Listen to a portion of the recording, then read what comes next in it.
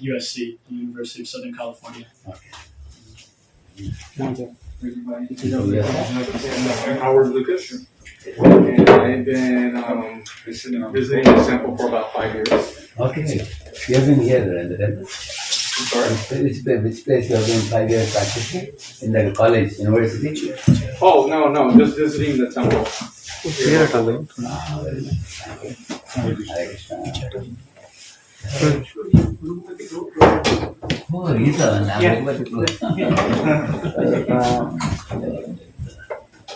You have seen many videos. You have seen videos of book distribution.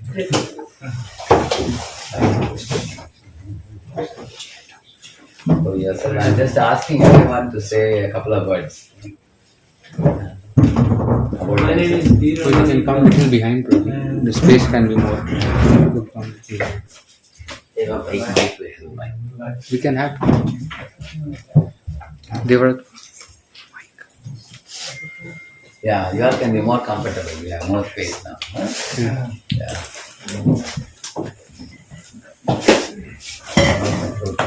Yeah. Yes.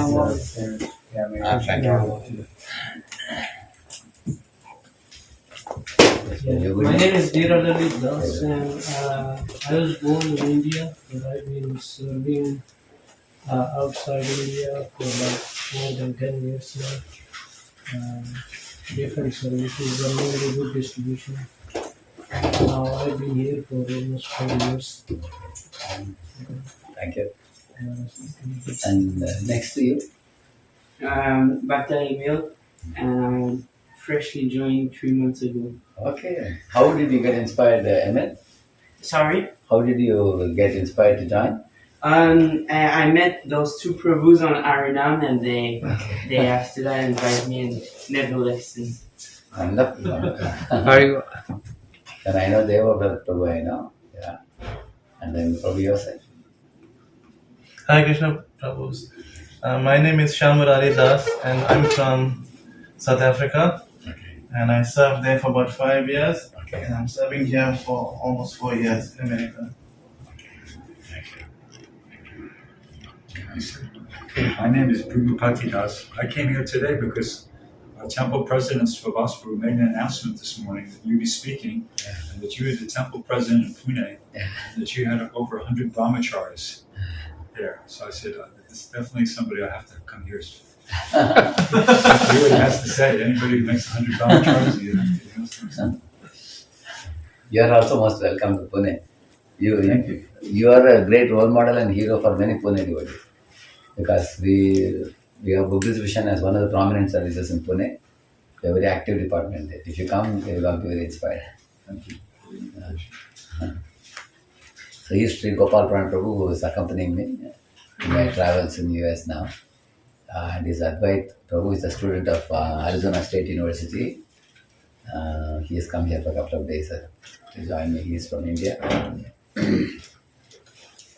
So I was given the topic, the urgency to dedicate one's life in Brahmacharya. Thank you.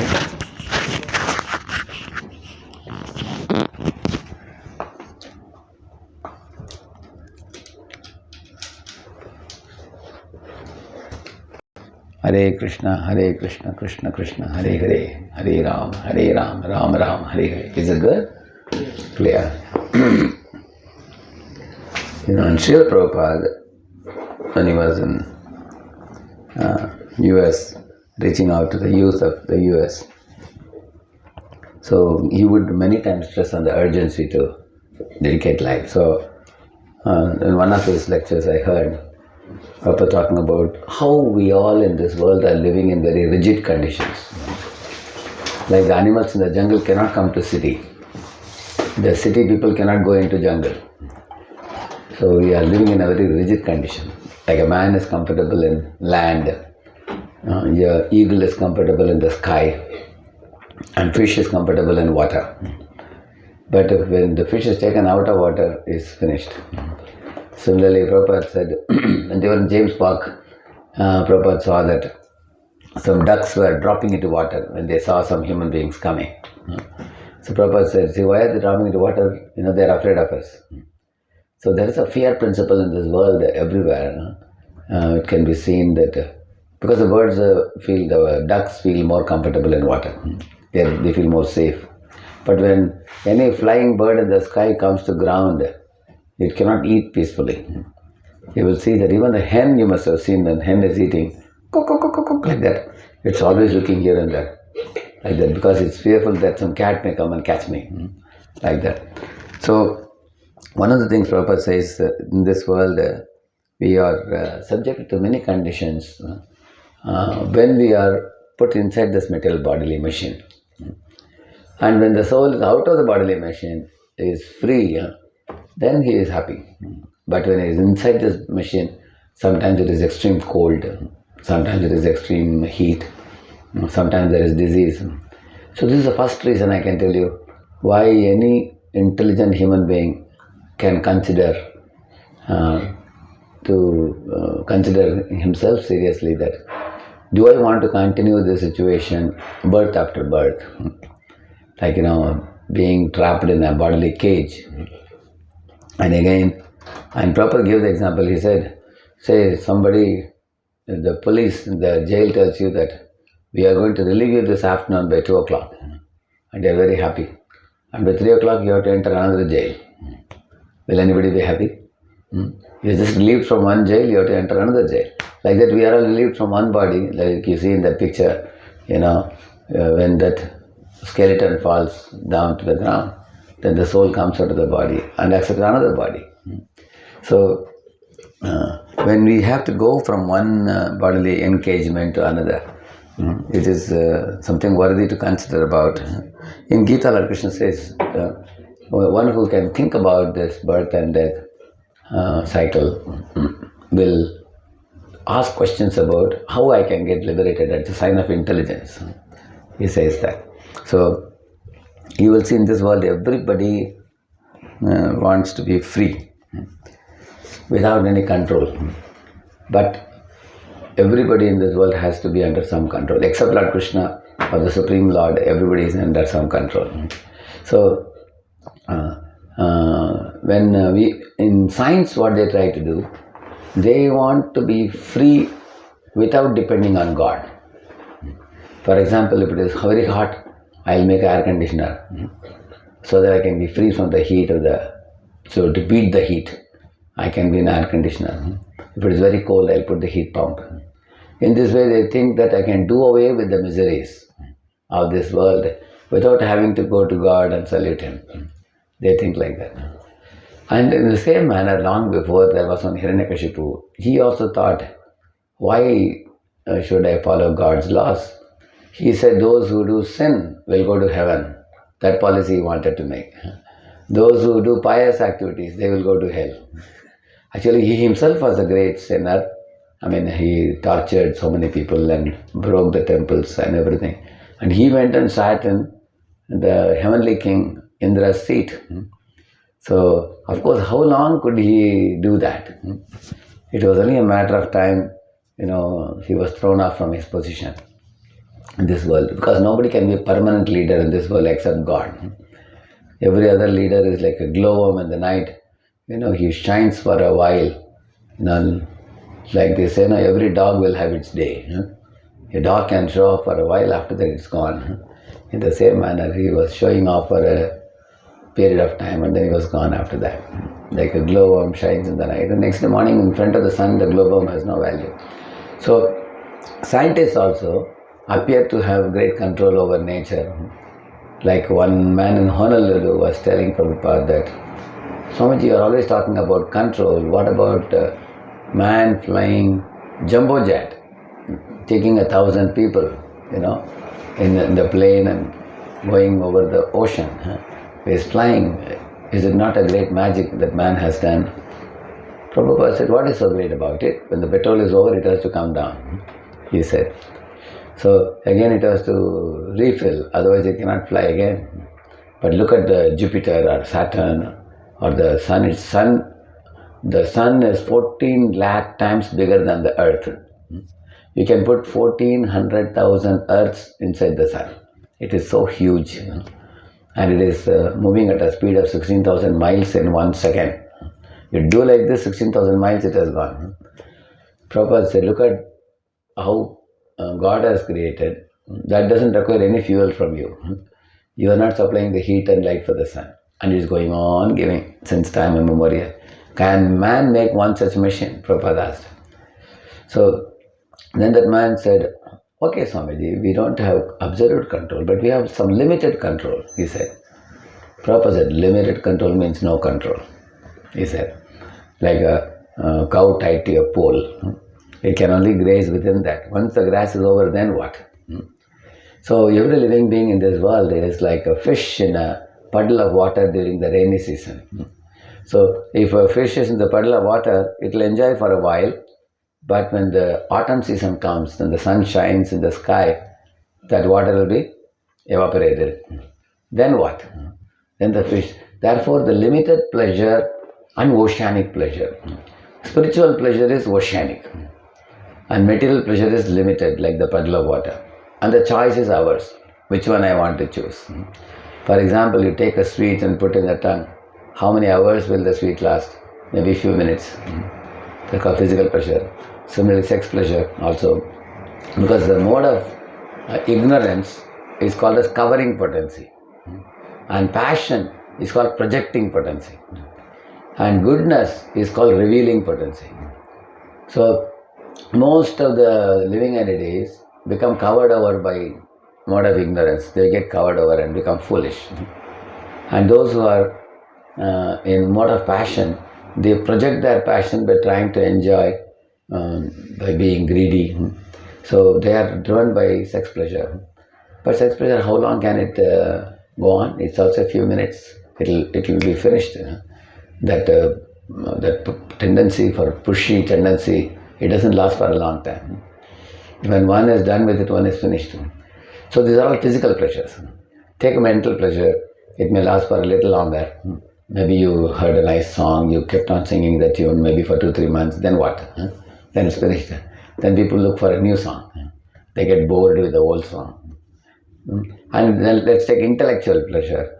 Say you are playing a chess game. You checkmated somebody, you feel great joy. I have a high IQ. I can checkmate somebody. So some people become champion of the whole country in chess. Then they may be champion for a while, maybe 5 years, 10 years.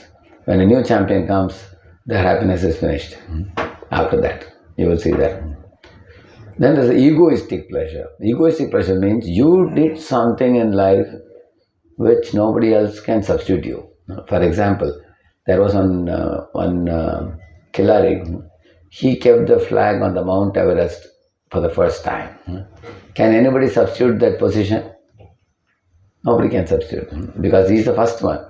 Maybe somebody would do it second time, third time, but the credit for doing it first time goes to him. Like Columbus discovered America. Can somebody substitute his name? They can't. So because he's the first person to do it. So how long will that pleasure last, if you see? It will last for one full life. And then what? In the next life, one may become an animal or a tree, or one may become a human. He will not even know that I was the first one to do this. That pleasure is finished. Then beyond egoistic pleasure is spiritual pleasure, which actually goes with the soul. That is oceanic pleasure. It's like a fish. Instead of choosing to be in the puddle of water, it can throw itself in the river. And the river is actually the process of Krishna consciousness, which will take us to the ocean of bliss. And once you go to the ocean, there is no dearth of water. So Rupa Goswami Pad in the Nectar of Devotion says, in the ocean you can see like dolphins, how they jump happily. They have no dearth of water. And it's never going to dry. It will be there forever. So if you want that type of pleasure, then one should choose spiritual life. If one says, no, I have no time, I am very busy with this, I am money making, I'm busy making money now, and I'm busy with, getting my family, getting my daughters married, or I am actually expanding my business. So many people actually are busy with something or the other. So urgency is created when they understand that in this world, actually what we are talking now about the different levels of pleasure, it requires some amount of goodness to sit and think. But Even if somebody is adamant about not thinking at all, the material nature is so created that it will suddenly create a situation where he will begin thinking. Once I was traveling in a plane, next to me was sitting a very big businessman from Pune. So he asked me, Swamiji, what do you do? Then I told him about preaching and everything. Then I gave my card to him and said, I'll be back in 3 days. Would you like to, come to our temple? He said, what are you talking? He was 72 or so, 72 years old. He said, my daughter is in Canada, my son is in USA, and my third child and son is in Australia. I keep flying here, there, meeting them. I am expanding my business in different countries. And then he was telling about his business. Where is the time? He said, you are a monk, you have all the time for God. But we people are busy people, we are living in the world, we have so many duties to do, like that he was telling. I understood that he is in no mind to listen anything now. And he was constantly, with his assistant, telling him different things about the money matters, he was telling. But I gave my card to him. So when I returned back after 3 days, the fourth day, immediately I got a phone call and said, Swamiji, are you there in Pune? I said, yes, I have come back this morning. I came back. He said, come immediately. I'm admitted in the Inlax hospital. There is a hospital in Pune. I'm admitted in the hospital. He said, what happened? He said, you please come here, I will tell you. So I went there. He was in ICU. How old was he? You said how old? ICU. How old was he? He was 72. 72. 72. Then he was with all the tubes and everything all over his body. I asked, what happened? He said, I got a massive heart attack and I survived somehow. My doctor has told me that within next 3 days he will tell me whether I will survive or die. There is some possibility I may survive. But there is a discussion going on amongst the doctors. There is some serious problem in my heart. So I was about to die, but they gave me, they pumped and then they brought me back to life. So then I told him, oh really? You looked now quite normal. He said, yes, I was normal, but I also don't know why I got this. Then he said, please tell me something from Gita. I want to hear it. Then I told him, you said you have no time. He said, no, I have all my time. He said, all my time in the world. Because doctors are not very hopeful. He said, anytime anything can happen to my body. So better that I listen, because that in the flight you told me that there is something called soul. I am not the body, I am the soul. I want to know. I have so many things to do, but I am not probably going to survive. I want to know where will I go. So that means the spiritual interest is kindled when one understands there's a dead end. And the dead end will come to every person possessing material body. So before the dead end comes, one should go out of this in a situation in which we are put in. Once one of the devotees, Krishnananda Prabhu, he said that in one of the flight which came from Gulf to Mangalore, in those days, this flight was coming. One man was sitting next to the emergency exit. Generally, we don't like to sit there for one reason, because that lady will come and say that, evacuate, all that. They will say all that. You have to hear all those things. You should do this, you should do that. So that man was near that emergency exit, but then he had to agree with all that. But suddenly what happened? The plane, instead of landing here, it landed here, somewhere. So the runway was short. So it finished the runway, and still the momentum couldn't be reduced. So it went down the valley. In valley there was another plateau. Boom, like that it jumped there. Again it went to another plateau like this. It went 2 or 3 times like this. It was like a hilly type of area. So everybody was shocked, what's going to happen? So the fellow who was sitting near the emergency, immediately when the plane stopped, he opened it. Immediately 3 people came out. Guess what happened? Just how it got exploded. Plane exploded? Plane exploded. It was finished. Only 3 people survived. Those who were near the emergency exit, they only could get out. For other people, just exploded. So that time, Krishnananda Prabhu was telling us in Pune when he came, he said, anybody seated in the material body should think I am always near the emergency exit, and anytime anything can happen to this material body. That is a sign of intelligence. It's a fact actually. Man is so proud of his scientific advancement. But think of this one tiny germ called corona. It was shaking the whole world. It is still shaking. All over the world people are afraid. There is no exception of your age. Children died, young people died, old people died, correct? No? You will find that all over the world, thousands and thousands. In Delhi, the cremation ground became so flooded there, they had no place. Then they also took some of the dead bodies to the dogs' cremation ground. That also got flooded in Delhi. They had put photos in the paper. Many of us who haven't read the news may not be aware. But if you see the photos, you will see, and you can see the number of deaths during this pandemic. So sometimes due to wars, sometimes due to pandemic diseases, such kinds, there are different things happening in this world around us. So why should we think about these things? We should know that human life is rare and the time is very precious. And the day we are born, the time is running out. Imagine, for example, you hold a tomato here and you leave it. From the time you leave the tomato and the time it touches the ground, where it splashes. And that is the time we have. And metal body is like a tomato only. It's going to splash one day. And it will be finished. And this time span we have, that is what we have. Before we touch the ground, we should fly back home, back to Godhead. Like Parikshit Maharaj, you will see 7 days he got a, notice, 7-day notice. So he asked the question to Shukadeva Goswami that in 7 days, is it not too short a time for me, to perfect my life? So to encourage him, Shukadeva Goswami told him that there was once upon a time a very great king called Katvanga. So he went to heavenly planets and he helped the devatas or demigods to fight against the demons. And the demons were defeated and they had to flee for their lives. So devatas were very happy with him. So they asked him, tell us what do you want? So would you like to have, residence in heaven for a long duration of time? Or would you like to have nice eatables? Or would you like to have a fair maiden to marry? Or you want golden chariots? Ask us, what do you want? So he was very intelligent king. He was a devotee. So he told them that, please tell me, how much more duration of life do I have? Accordingly, I will ask you for a boon. So they checked his horoscope and said, oh, we are very sorry to tell you. Your horoscope indicates that you only have one muhurta, they said. One muhurta means 45 minutes, that's all. That's all you have, 45 to 50 minutes. He didn't even talk a word. He left the heaven and flew back to earth, went to his puja room, the room, sanctum sanctorum, and he took his bead bag and chanted Hare Krishna, and went back to Godhead.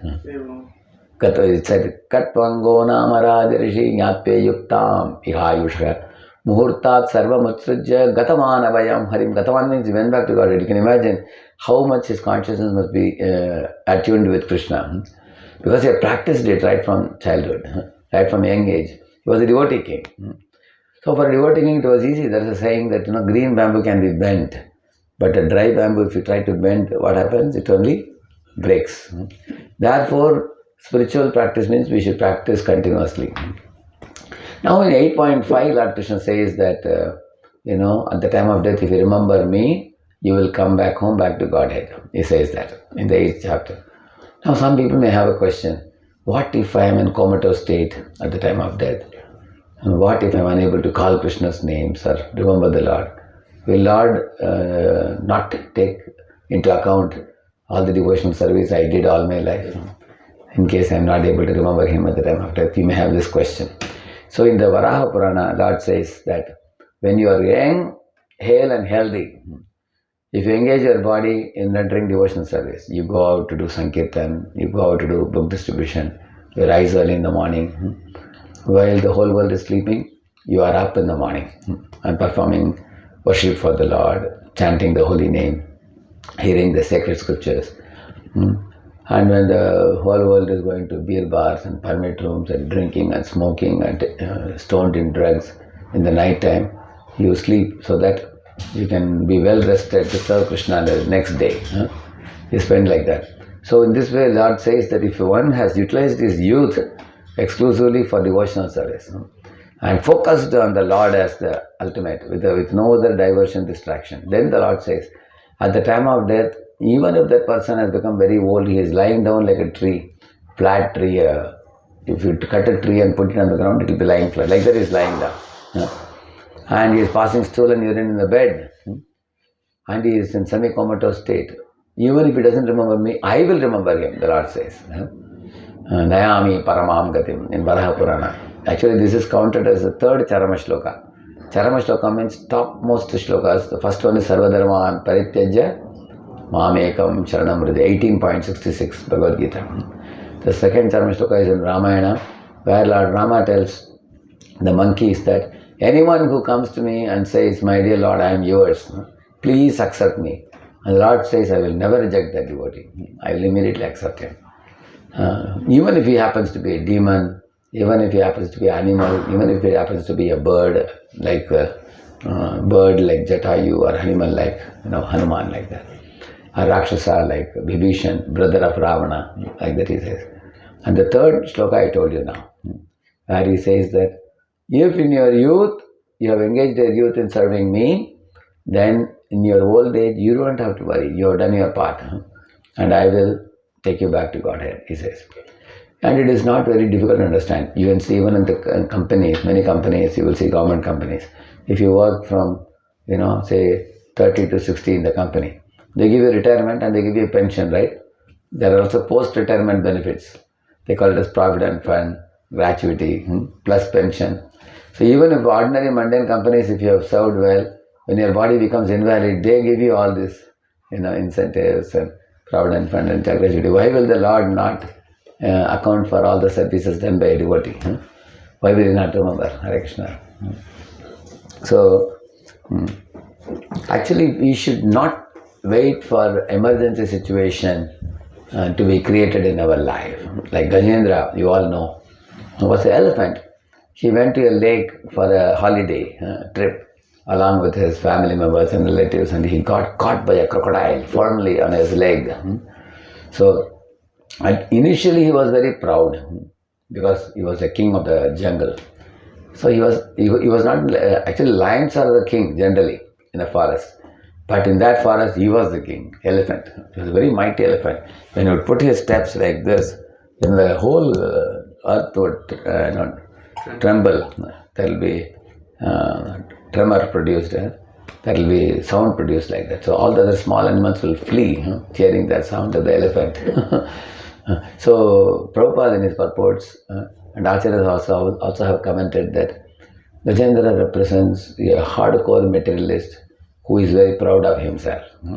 He has a lot of money, he has a lot of influence, prestige in society, highly respectable, or he is a very popular figure, he has many fans.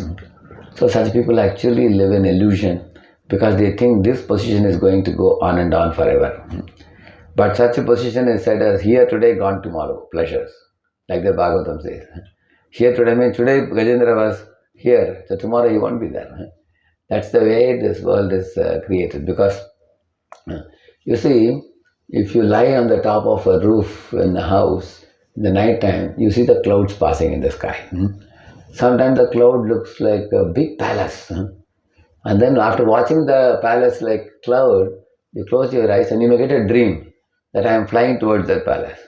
And not only I am alone, and I am also in romance with another girl, and we both are flying. And we are not only flying, we are both in a chariot, driven by horses, and we are flying, tak-tak, tak-tak, tak-tak, and going towards that. And then after some time in the middle of the night, a mosquito bites you, open your eyes. And you find there is no more cloud, no more palace. It turns into looking like an elephant. Oh, where is the palace? Okay, now only elephant. Okay, we'll go on the back of an elephant, you are thinking. Again you close your eyes and open. And that also gets scattered away. So in the Srimad Bhagavatam it is said, just as the things keep changing in the cloud, this universe is always in a state of flux. It's ever changing. Don't think anything will be permanent in this world. The only thing permanent in the world is change itself. Because nothing is going to be. You can see our own bodies. We were all small babies at one time, then we became youthful, then the body gets old, it becomes invalid eventually.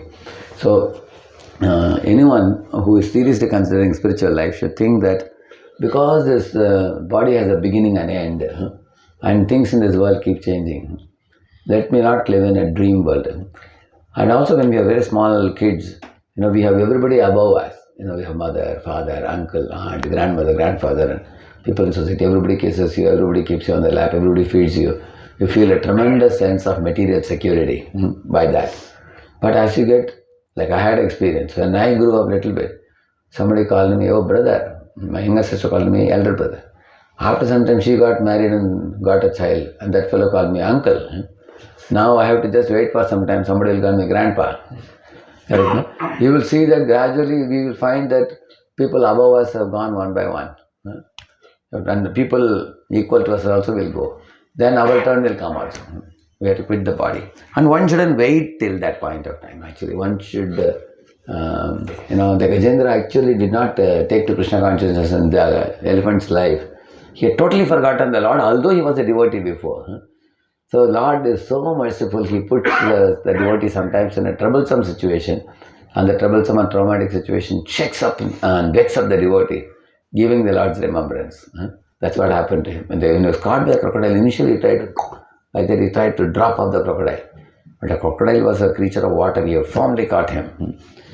Then he thought, I need a little help. He looked behind, and all the family members were all standing at the shore and pulling his tail. Can anybody pull an elephant with the tail? And they were afraid to come in because they thought we will be caught by some other crocodile. And that is also likely. When he understood, these guys can't help me, he understood. Therefore, Prabhupada says, we all have to drive our own fighter plane. You have your plane, I have my plane. And we all have rigid conditions in which we are born in this body. So, then he looked up and many devatas were there in the sky. But he understood that these fellows can only award me temporary benefit. Even if they release me from this crocodile, I have to continue in the elephant's body, right? Instead, I will pray to that Supreme Lord who can take me out of this jail of material world. One time I was asking a group of audience, people, would you like to be put iron chain or a silver chain or a gold chain? So one old man behind said, a gold chain is good, he said. But his wife was very intelligent. She said, hey, what gold chain? We don't want any chain. She said, because who will want to be handcuffed? Similarly, you want to be, if you are in hell, it is C class jail. Earth is B class jail. And heaven is A class jail. But all these three are inside this universal jail. So you want to go beyond this universal jail to the spiritual world. From there you have the spiritual world in that picture there. So from where you will never come back again. Krishna says that once you come to my abode, you never come to this world. So therefore, Gajendra desired that. Gajendra actually says, Ichchami kalena nayasya viplavas tasyatma loka avarnasya moksham. You know what he says? My dear Lord, I don't want anything mundane, he is saying. I don't want wealth, I don't want anything of this world that will give enjoyment because it's useless for me. And I only want to get a spiritual body which will be imperishable. Give me that body, he says, because in that body I can see you forever, I can serve you forever, I can be with you, I will never be separated from you even for a moment. I want that type of spiritual body. So anyone joining Brahmacharya Ashram, we should have that spiritual greed, that I want to get that spiritual body, which will never be destroyed, it will be permanent. Prabhupada says, if you make friendship with Krishna, that friend will never die, he says. If you make Krishna your son, that son will never die. If you make Krishna your lover, that lover will never die. So why not have an imperishable lover? Why not go for some lover who will die after some time? And we have to feel the pangs of separation.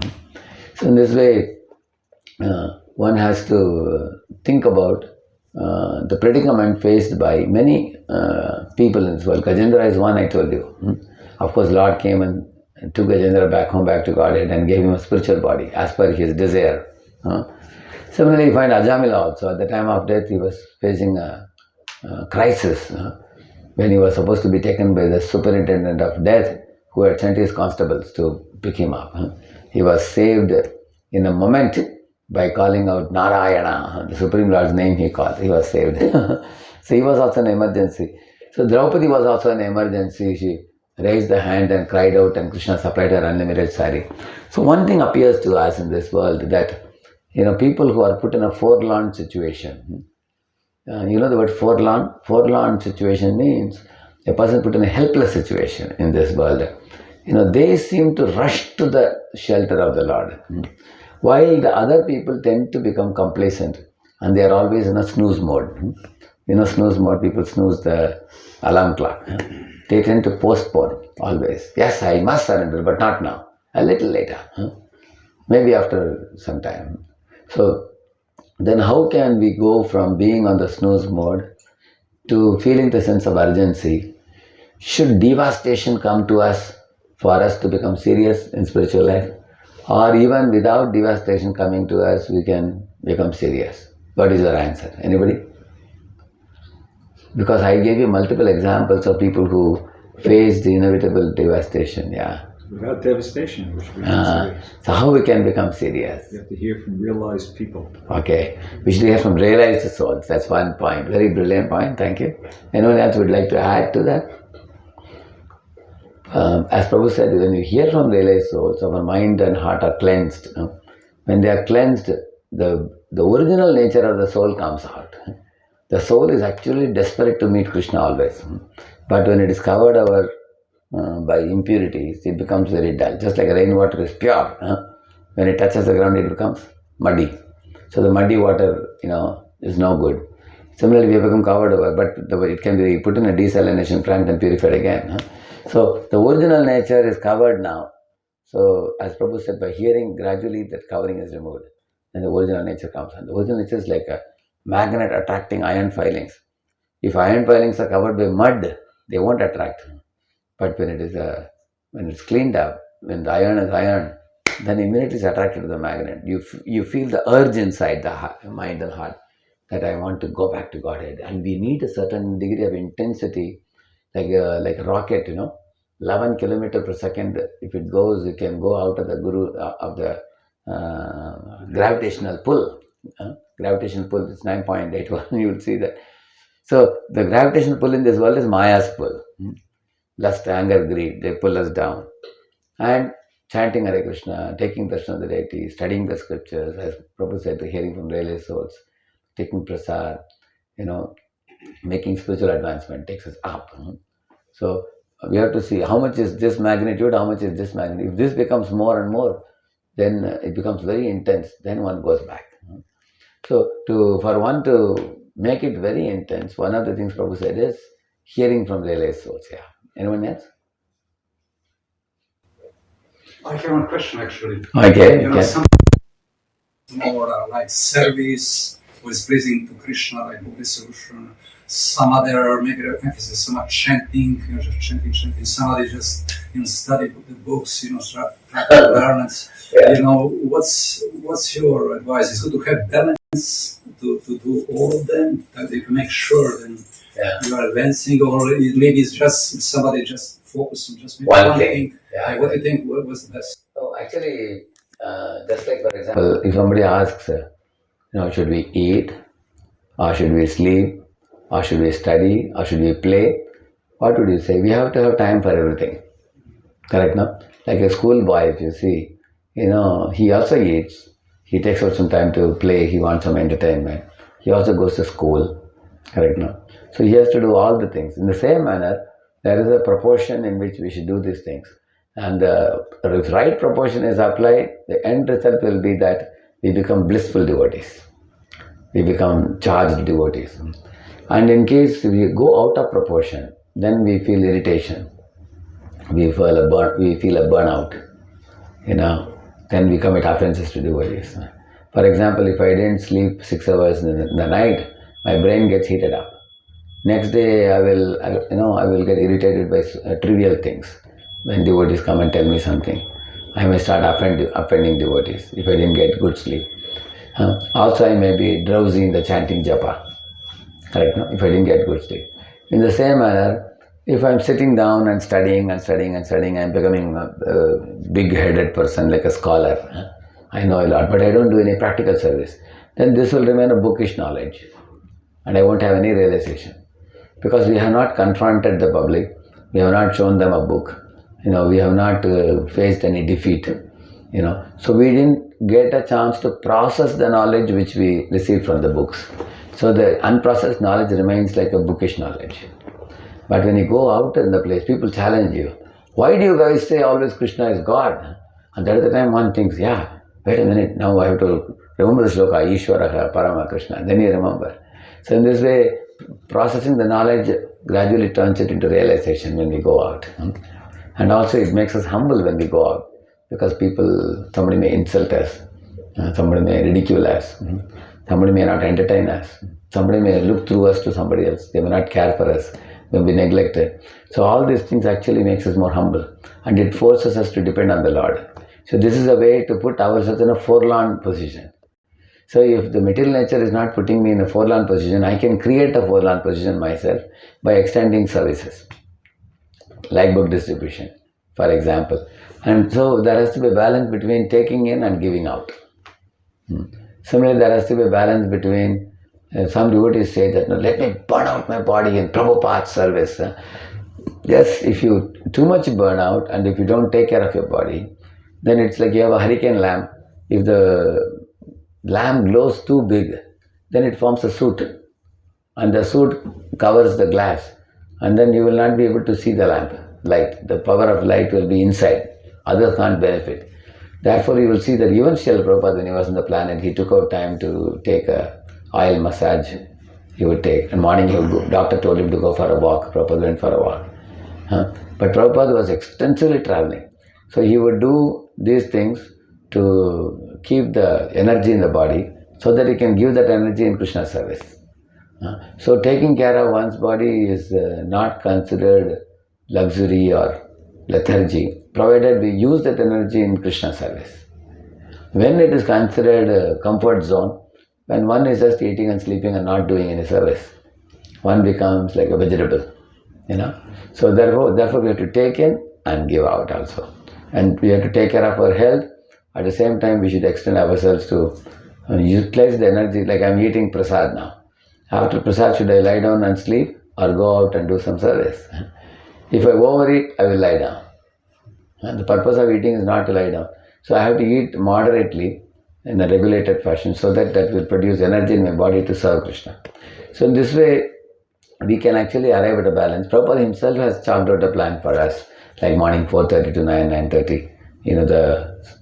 Actually we have totally 24 hours we have in a day. So 8, 8, 8 we can divide. 8 hours for the body, 8 hours for the soul, 8 hours for the missionary activities. So this is given by Bhaktivinoda Thakur. He says that now 8 hours for the body, how 6 hours of sleep, and 2 hours for shaving, clipping the nails, going to washroom, taking a bath, and eating 2 times, 3 times a day. All this is all 2 hours. So 6 plus 2, 8 hours gone for the body, washing clothes and all those things. And next other 8 hours is for soul. Like 4:30 to 9:30, how much time? 5 hours? Correct? 4:30 to 9:30, 5 hours. Then we can have one brahmachari class like this in the day, 1.5 hours or something. And then after that we can have another 1.5 hours self-study. You can do for preparing for the programs. So how much is going to finish? 8 hours is finished. Other 8 hours going out and doing missionary activities. Going distributing books, performing Rath Yatras, doing Harinam Sankirtan, and going for the programs. So in this way, if we chalk out a plan and stick to this, then we will be very healthy spiritually. That's coming from Bhaktivinoda Thakur, you said? Bhaktivinoda Thakur quotes that. Yeah, correct. Is that all right? Yeah. Thank you. Yeah, I think it's time up for all of you. You take prasad at 5:30. You take, is it? No. Yeah. Please. So you could speak like this before you became a devotee, or this is just since you became a devotee? Before I became a devotee, I was going to different organizations. I was reading many other Mayavadi books and everything. I went to a dozen organizations. And I met Swamis also. Actually, my taste started from the 5th standard when I was in my 5th grade in the school. When I used to be attracted to the monks. I wanted to find out how the monks are so cheerful always. Yeah? They have, these fellows have nothing and they are most happy people. I used to always wonder. So I used to tell my mom that one monk used to come wearing a tilak, pass through our home. He will play this kartals and sing. So I tell my mom, can I go with him for a couple of kilometers? The monk was a devotee in that. He was a devotee. Yeah. He used to be a devotee living in our hometown. He was not a ISKCON devotee, he was a Sri Vaishnava devotee. Okay. So I wanted to go with him, I walked with him and heard his kirtan and sing after him. So I was always looking for the truth, but many other organizations were giving many other dry philosophies. They were mostly teaching negating the negative. They were not talking about engaging in the positive. Until I came to ISKCON. ISKCON, I was thrilled by the philosophy by two things. One was, you don't have to just shut the senses, close your eyes, close your ears, close your mouth. Instead, you can see the deity form of the Lord. You can hear the Krishna Katha and Kirtan. You can speak the glories of the Lord and eat prasadam. So this is something I liked very much because it's very practical for everybody in this world. On the other hand, shutting off the senses for most people is not a practical solution. How old were you at that time? At that time in 5th standard, I was 10 years old. 10 years old. But I came to ISKCON when I was about, when I was 20, 21. Yeah. And the second thing I liked in ISKCON was, you don't have to go to, Himalayas or remote place and think about your own deliverance. You should live in the heart of the city and reach out to the suffering souls and help them go back to Godhead. And that was really height for me when I heard that. I said, on that day I decided that I will join ISKCON. And I heard this philosophy. Yeah.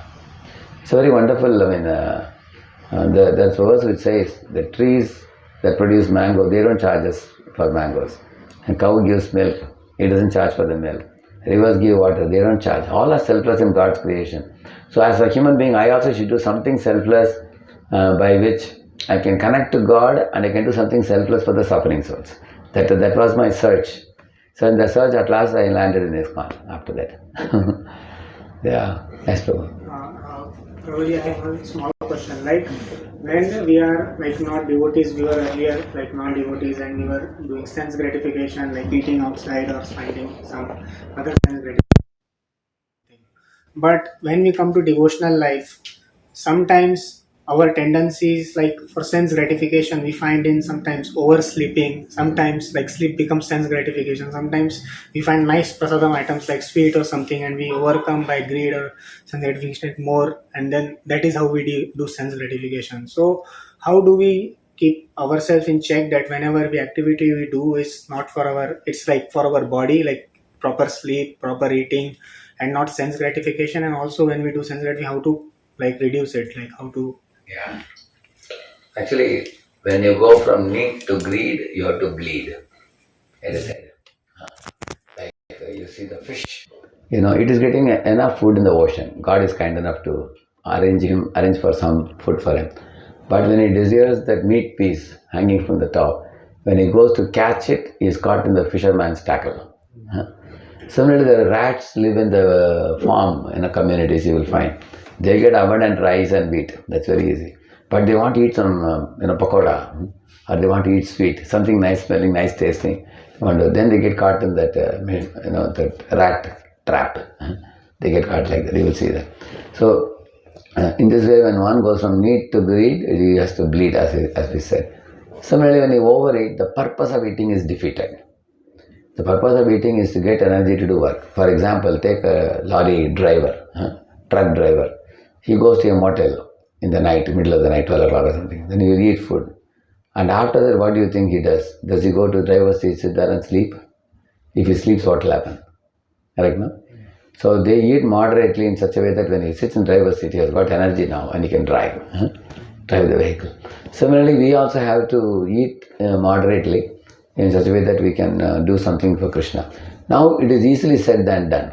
We all have experienced that we have a tendency to go overboard in eating. And in Krishna consciousness, you are told to control senses in various ways. So this is one sense that we want to take full advantage.